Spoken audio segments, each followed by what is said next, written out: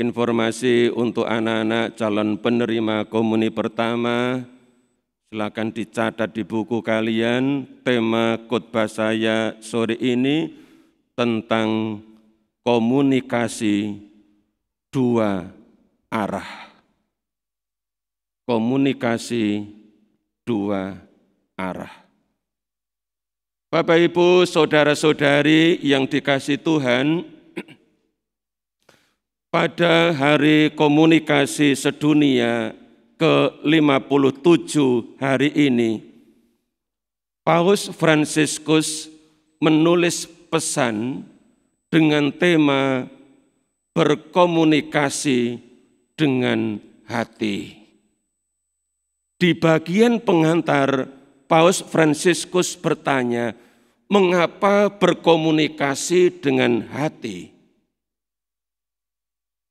Karena hati yang diberi pencerahan oleh Roh Kudus memampukan orang untuk berkomunikasi dua arah. Arah yang pertama yakni arah vertikal, terarah ke atas. Dan komunikasi jenis ini adalah komunikasi level tinggi karena ditujukan kepada Allah Bapa di surga atau ditujukan kepada Yesus atau yang lain yang ada di surga. Bacaan-bacaan hari ini memberikan contoh bukti kepada kita. Dalam bacaan yang pertama, kita mendengar kisah yang ditulis oleh Lukas dalam Kisah Para Rasul bab 1 ayat 12 sampai dengan 14. Kisah tentang 11 Rasul Yesus yang bersama beberapa perempuan, termasuk Bunda Maria, mereka berkumpul di Cenakulum, ruang atas di Yerusalem. Di tempat itulah mereka berdoa bersama. Dikatakan di ayat 14, dengan sehati mereka semua bertekun dalam doa bersama dengan beberapa perempuan serta Maria ibu Yesus dan dengan saudara-saudara Yesus. Inilah yang dilakukan oleh ke-11 Rasul Yesus bersama beberapa perempuan termasuk ibu Yesus. Bertekun dalam doa. Inilah komunikasi yang disampaikan atau dilakukan ke arah vertikal. Doa itu ditujukan kepada Bapa di surga. Sama seperti yang dilakukan oleh Yesus dalam bacaan Injil. Yohanes bab 17. Yang kita dengar tadi adalah ayat 1 sampai dengan 11a. Masih ada kelanjutannya sampai ayat 26.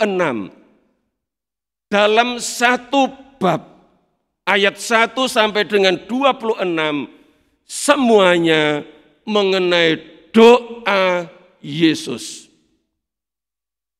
Kelanjutan dari perikop ini akan kita dengar pada hari Rabu dan hari Kamis.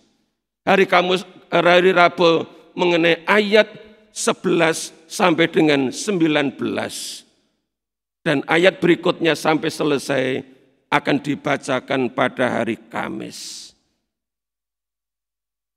Dalam bab yang panjang ini, Yesus memberikan contoh bagaimana sebagai seorang anak berdoa kepada Bapa. Maka doa tadi diawali, Bapa, sudah tiba saatnya.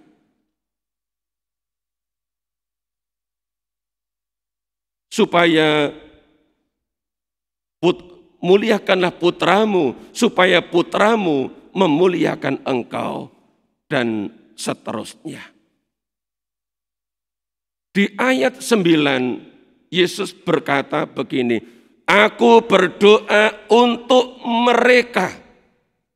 Mereka yang dimaksudkan adalah orang-orang yang Bapa berikan kepada Yesus untuk dipelihara, untuk diajar, untuk disertai. Lalu kalimat berikutnya, bukan untuk dunia aku berdoa, tetapi untuk mereka yang telah engkau berikan kepadaku, sebab mereka adalah milikmu. Inilah doa Yesus.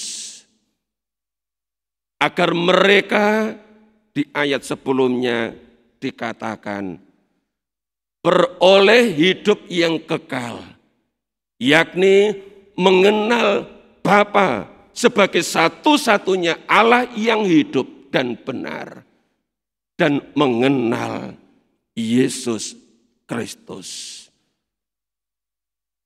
Bapak, Ibu, saudara-saudari yang dikasihi Tuhan, inilah yang pertama, komunikasi ke arah vertikal yang dilakukan dalam bentuk doa.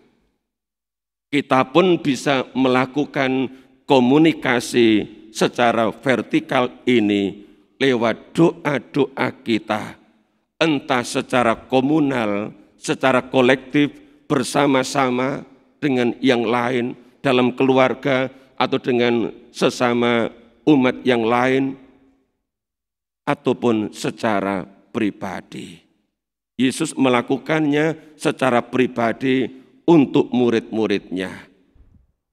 Para rasul bersama beberapa perempuan dan Bunda Maria melakukannya secara kolektif, bersama-sama. Komunikasi yang kedua adalah komunikasi secara horizontal antara manusia yang satu dengan manusia yang lain. Komunikasi yang semacam ini bisa dilakukan baik secara verbal dengan kata-kata maupun secara non-verbal, misalnya dengan menggunakan bahasa isyarat.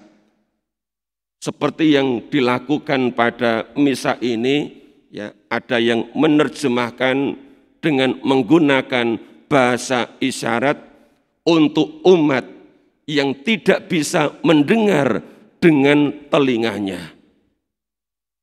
Tidak banyak, tetapi yang sedikit ini mendapat perhatian dari kita, supaya mereka juga bisa berkomunikasi, mereka bisa mengerti, bisa mendengar, bisa melihat,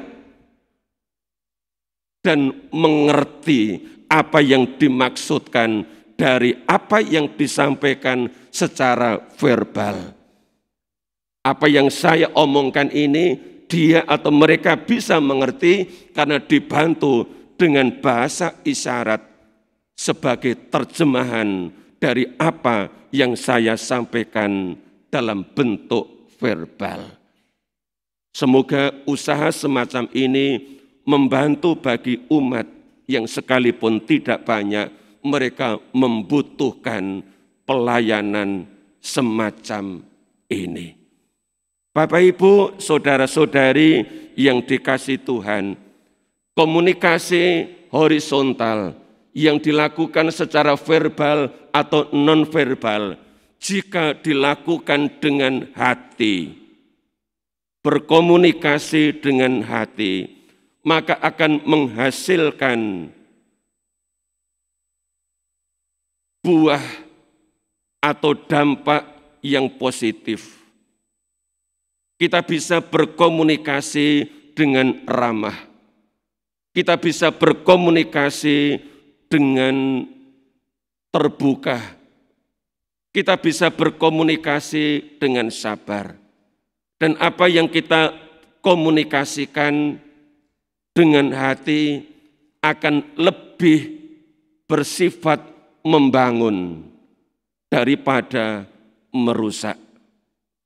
Itulah sebabnya Rasul Paulus dalam suratnya kepada jemaat di Efesus bab 4 di ayat 29, Rasul Paulus mengatakan, janganlah ada perkataan kotor keluar dari mulutmu, tetapi pakailah perkataan yang baik, yang membangun, supaya mereka yang mendengarnya beroleh kasih karunia.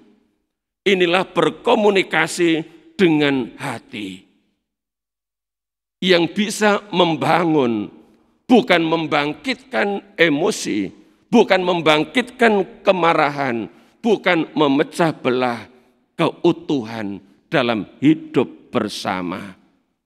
Bapak, Ibu, saudara-saudari yang dikasihi Tuhan, mari lewat novena Roh Kudus ini kita mohon agar Roh Kudus memberikan pencerahan, bukan hanya pikiran tetapi juga hati. Kalau kita berkomunikasi hanya menggunakan otak, akan cenderung main menang kalah. Yang kuat powernya, kuat omongnya, dia akan menang. Yang lemah akan kalah. Karena main otak, main argumentasi.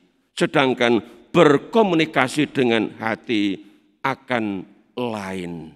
Sekalipun ada konflik, ada persoalan dalam kehidupan bersama, jika berkomunikasi dengan hati akan menghasilkan dampak yang positif.